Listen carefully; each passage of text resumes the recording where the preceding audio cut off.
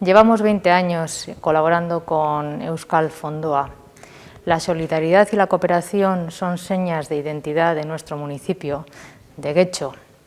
Y así llevamos 20 años trabajando con Nicaragua, con el municipio de Tipitapa, para que las personas puedan tener acceso al agua potable. Y el convenio que firmamos hoy deja evidente nuestro compromiso para la cooperación, para seguir trabajando en favor de la cooperación y para seguir trabajando en favor del desarrollo humano sostenible. Euskal Fondoa es una asociación de entidades vascas cooperantes de la que forma parte Getxo desde hace 20 años, junto con otras 116 entidades vascas.